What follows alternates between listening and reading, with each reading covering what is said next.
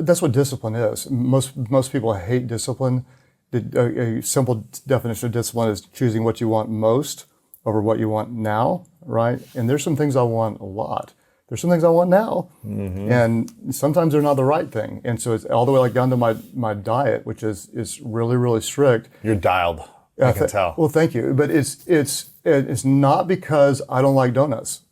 It's not because I don't like chocolate ice cream. I like it. I just don't have access to it. You want to have energy. You want to live a long time. No. So, I mean, my meals are pre-planned and I've got the healthy snacks around all the time because if I don't, I'll be vulnerable to it. And so there's just choices that we make to put the right people in our lives, the right environments, the right systems, the right accountability, the right structure.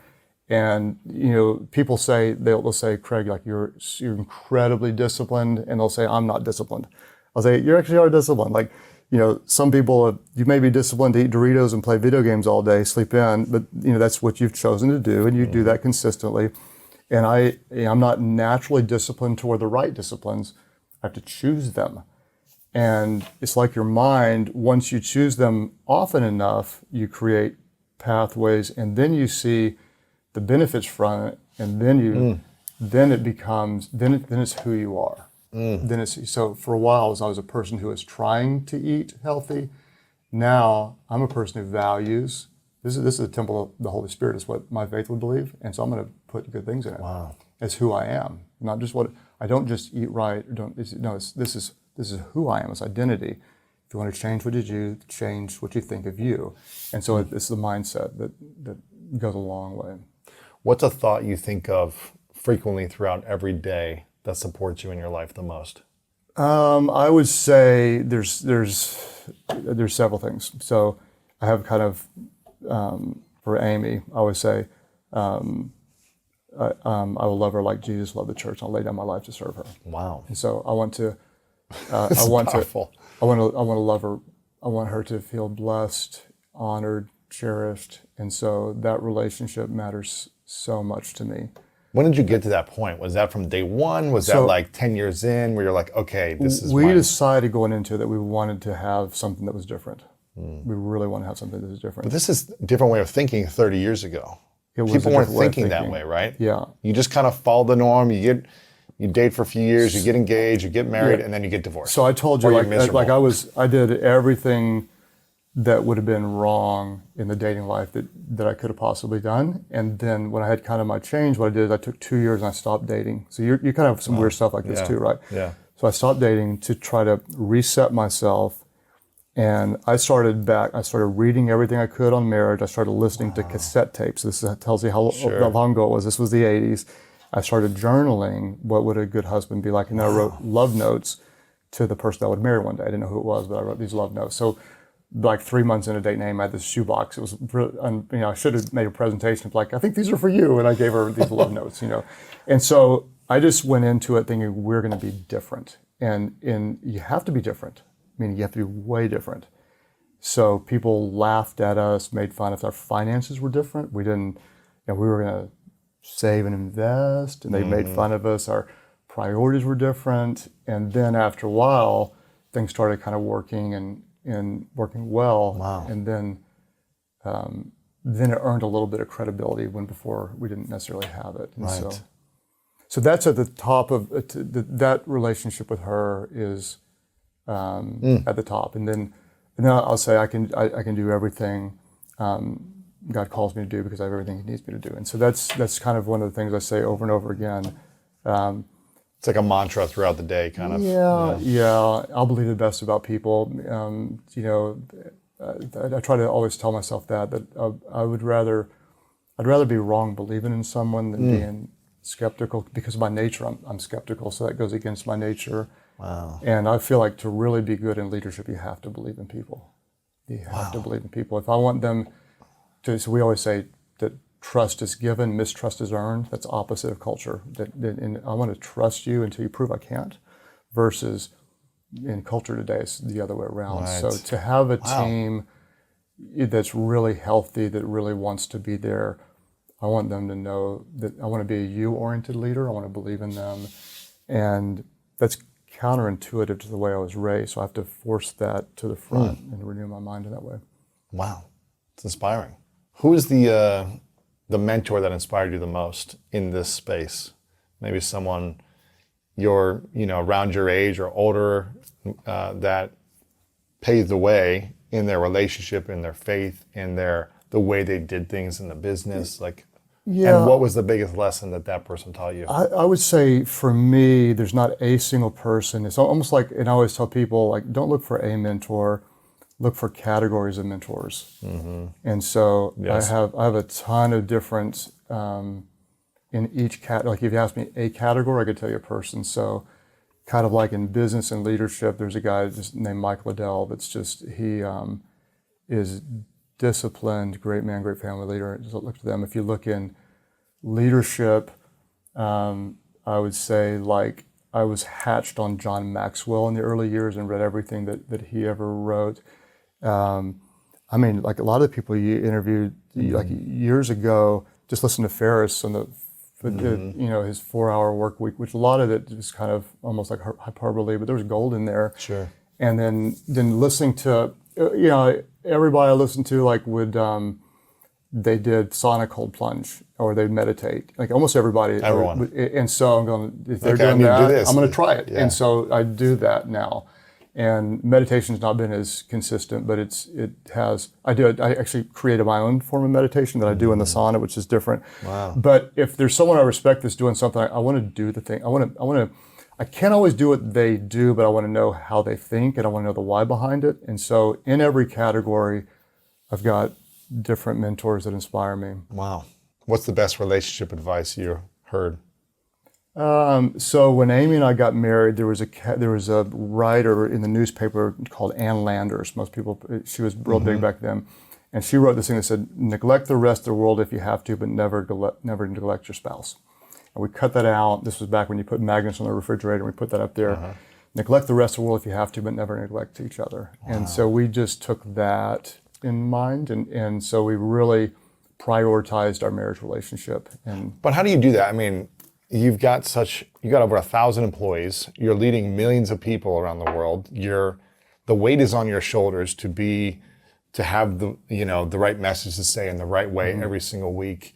You're writing books, you're running other businesses, you've got the Bible app. How do you put your marriage or the relationship first when you're creating so much with your mission? I would say there's a couple things that people wouldn't understand. One is that the amazing people that I have around me that do so much. So you would be shocked at what I don't know and what I don't do. Yeah. Your head would spin you don't know that. I don't know so much about what they do. I trust them. So there's great people. There's that. Then the other thing is that my life is just stupid boring. Meaning it's just, you get up, work out, you do this. It's the same thing over and over and over again. Eat the food, yes, and I'm done at the same time. And so it's one of the big things I try to teach. I call them artificial deadlines. And so, my message, I have to preach it on Sunday, right? But it's due on Wednesday noon. Who created the deadline? I did. You did. Yeah. So also I leave at 3:45 every day, which is really early. I probably started a little earlier than most, right. but if I create an artificial deadline, what that does is it makes me delegate more. It makes me not do some things that I probably shouldn't be doing anyway, and it makes me make decisions faster. So think about that. If I have an open-ended day, I'm probably going to be not as productive because I'm not going to delegate. I'm going to do some things I shouldn't be doing. I'm going to be slower to make decisions. So creating an artificial deadline makes me more productive. To have time with Amy, we block it out. Wow. And it's just a priority. And so really productive people don't have more time. They just do more with their time, and they do more through other people. And then you have to prioritize what really, really matters. You just have to prioritize it. Before the interview continues, if you feel like you're not living your most authentic life, not leaning into your purpose, and not living the life that your future self would be extremely proud of, I've written a new book called The Greatness Mindset, and I think you're gonna love this. Through powerful stories, science-backed strategies, and step-by-step guidance, The Greatness Mindset will help you overcome all the different challenges in your life to design the life of your dreams and then turn it into your reality. Make sure to click the link below in the description to get your copy today. Okay, let's get back to this video. How do you have time to work out? Well, you choose to. How do you have time to have with your wife? You choose to. How do you have time to pray? You choose to. I got my pilot's license. Now I'm working on my instrument rating. How do you have time to do that? I chose to. I chose to because you fly out here yourself? No. Yeah. No, I flew in the clouds for that. I did my first instrument landing yesterday, so I'm not that good. But I have my license now. I'm getting instrument rating. But what that does is that's a disconnect from my mind. So how do you have time for that? Well, you choose to. And so typically, if you want someone who will actually get something done, you go and get someone who's doing a lot of things because they know how to manage their time. And so. And your energy. So a lot of times we just talk about time management. Energy management is a whole different category and a whole different way of thinking about when do you have the most kind of creative energy, or when do you have the best decision-making energy. So I'm disciplined all the way down to I don't make decisions on certain days. If you want to ask me decisions, we do them after I've done certain things. So it's really it's boring, it's structure. But there's freedom in that. There is. There's freedom in it. What happens on the other side if someone's like, well, no, I don't want to have that much structure. I don't want to be that, diligent with my time. I want to be able to do things when I want. Yeah. Eat what I want. Work out whenever. Well, I would say that it would be wrong for a lot of people that are not wired this way to try to do this. It would be cruel to ask someone that's not wired like this to perform like this. Yeah. But what I would say is let's say you're way more artistic, or let's say like I'm an ESTJ, let's say you're an INFP, you're much less structured, more relational, more floaty.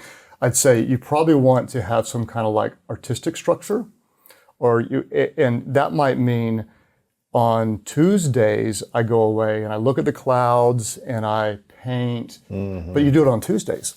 And that's the day you might do it. Or instead, you might say, during this week, I don't take any kind of appointments because of whatever. So you have to create the pockets of time to do what makes you great. And structure and systems and goals and agendas and accountability, that makes me do better than some. For other people, it might be creative, it might be flexibility, it might be relational time, it might be reflective time. But you have to define what are those things that drive you, that renew you, that give you energy. And then you have to ask, when do you do them best? Meaning, like, I create content in the mornings, not in the afternoons. I'm fresh in the mornings. And so then you put you direct your energy, your gifts in a way that's consistent with how you're wired, and you find freedom and productivity in that. Right. So I don't want to ask anybody to be like me. That'd be dumb, because they're not wired like me. But what we want to do is find out, how are you wired? What brings you joy? Where are you great? When are you great? How are you great? What are the environments around you that are great? And then go recreate that. Yeah, lean into that. Your wife's Amy, right? Yep. What's the thing you love about Amy the most? I love her consistency. I'm intense, I'm emotional. She's solid, steady, easygoing, and she's just fun. She's fun. Yeah. What's the quality about her that, I'm sure you tell her all the things you love about her all the time, but what's the quality about her that you think about that maybe you don't say enough about her? I say it all. You say it all. I promise you. If you think something good, say it. And so I'm a words of affirmation person, so I say it. A different question for me is, like, maybe what should you do for her that you don't do? And then I could get into a lot. What's that? Meaning, I would just say, serving her better. So I'll express the words all the time, and but she respects my work schedule so much. There are times when I should probably take a morning off and spend it with her, and I don't. I'll spend it at work. So it wouldn't be how I'd say something better. It would be how would I serve her better. That's cool. I love that. So when are you gonna take off? What morning are you gonna take off? I don't take off mornings. I don't take off mornings. Maybe some Friday in the future. I'll take off an afternoon. But mornings are. That's where you get all your stuff done. They're dialed in. Yeah. So your afternoon. Which afternoon are you gonna take off for the next month? Yeah, I'll tell you what, man. Text me and let me know when you do it. I will do it. Yes. I will. Sometime 100% before the end of the year. If I don't do it, you can hold me accountable. Yes, to exactly. Yeah. What does she bring out, and what's the thing that she brings out of you that is the best version of you? She helps me believe in me so I'm fundamentally insecure. Really? Yeah, 100%. Are you? I'm a lot better. Yeah, I used to be more insecure. I'm way better. Way better. Yeah. But a million times better. But at its core, there's still that. Sure. Am I good enough? And so there's in any kind of public anything, you've got fans and you've got haters, right? And the fans are meaningful, but they don't move the dial internally. And the haters can get to you or not, depending on the day. And so for me, if she believes in me, I think it was Maxwell who said that. What he said, what is success? He says, success is when the people who know you best love you the most. That's real success. I like that a lot. And so if the person who knows me best loves me and believes in me, I feel confident. That's beautiful. And then it goes beyond that. It goes like into my office, my assistants, if they believe in me. And so every assistant I've had in my office, if they're not still there, they're still a part of the church and still part of our lives. And so that makes me go, oh, okay, so we must be doing something right. If they didn't run away from you. years, they didn't run away. They're still a part of our internal circle. And that means a lot to me. So if I didn't have that, or if she didn't really believe in me, I would question myself. And then in leadership, I would say, I mean, there's almost too many, like you kind of live in pain, you know. When you're in leadership. Yeah, I always say if you're not hurting, you're not leading. Really? So yeah, I mean, there's always, I mean, like I'm walking in today with pain after having to make a really painful decision.